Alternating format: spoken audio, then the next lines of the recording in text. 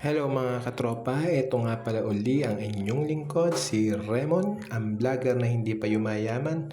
Kung tatanungin nyo kung kailan yayaman, yan ay hindi ko pa alam dahil yung first million followers ko hindi pa pinapanganak. Sheesh! So, bale mga katropa, ito na, sinusukat ko na yung puputulin ko dun sa may salasala. Siyempre, tipid hacks muna tayo ngayon dahil kulang tayo sa budget eh.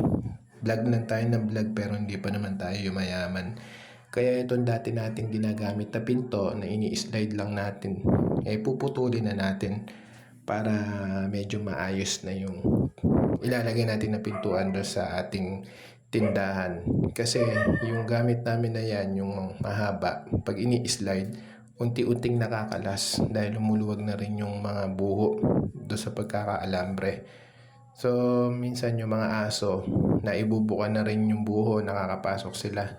Kaya pag tingin namin sa umaga, nakikita namin ginugulo yung mga gamit. Minsan, meron silang mga kinakalat na mga supot at tinatangay na mga basura. So, kaya syempre, ayan, to the rescue tayo para maging maayos na ang loob ng tindahan natin nang hindi na nagugulo ng mga nanghihimasok na aso. So ayan no, nakikita nyo si Baby Abin, pinapanood yung ginagawa ko mga katropa. Siguro gustong gusto na niya makialam kaso ayaw pa siyang palabasin ng mami niya dahil umaambun pa. Bale, yan nga pala mga katropa, ang camera girl natin ngayon ay si Ate Iya. Yan, kung nakita nyo sa may salamin ng bintana.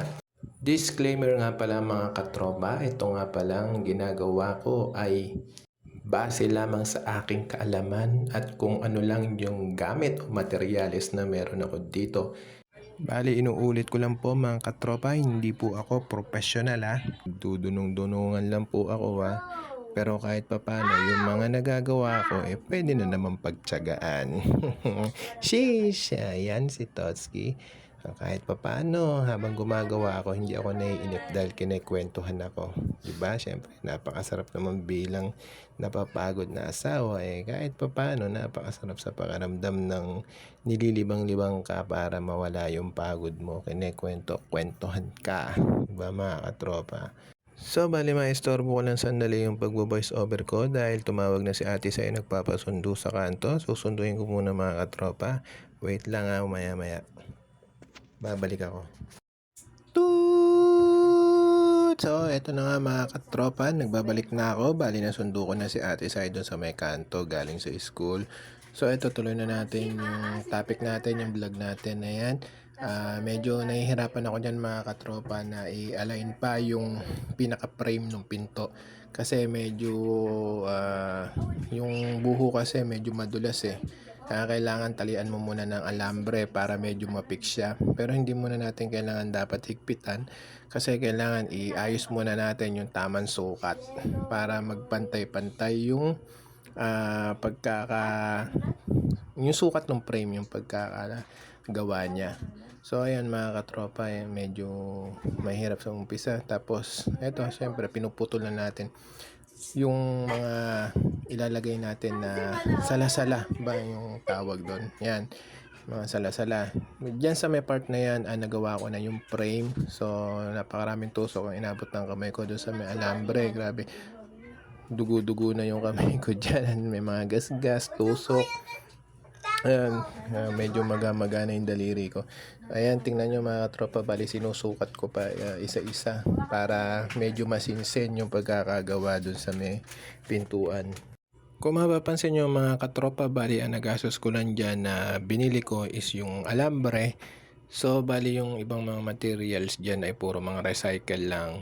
So bali yung lumang salasala na ginamit ko is pinutol-putol ko na lang yung ibang mga parts para mailagay ko dito sa may bahagi nung ginagawa kong pintuan. So syempre yan, nakatipid tayo.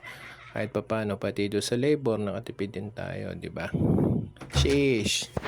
Pero hindi naman sa pagmamayabang mga katropa, pero di ba mas malaki talaga matitipid natin pagka tayo talaga yung gagawa ng mga bagay na kaya naman natin. Syempre, minsan pag di natin alam, pwede naman tayo manood ng mga tutorial, 'di ba? Kaya malaking bagay talaga yung mga napapanood sa mga internet ng mga tutorial na 'yan. Marami tayong kayang gawin na i-DIY.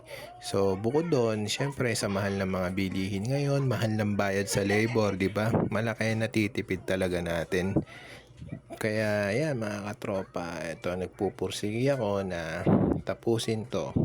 Kahit sa sabihin man lang nung iba na simpleng bagay lang to, pero sa akin napakalaking bagay nito dahil ang pinag-uusapan dito ay seguridad. Siyempre seguridad na rin ng aming maliit na negosyo, seguridad na rin ng aking pamilya para hindi basta-basta nang papasok ng kung ano-ano at ng kung sino-sino yung ating pag-aari. Siyempre, kailangan ingatan din natin yung pag-aari natin, maliit man o malaki. So, balik na tayo doon sa ginagawa ko dahil baka kung saan pa mauwi yung usapan. Bali, ito na nga sinusukat ko na ulit dahil para malaman ko kung gaano kahaba yung mga ilalagay ko na maliliit na buho. Kaya abangan nyo na lang sa susunod na vlog kung mapapatino ko talaga itong ginagawa ko na to. Magsasucess ba? Malalagyan ba ng magandang pintuan yung aming tindahan? So abangan nyo mga katropa hanggang sa susunod.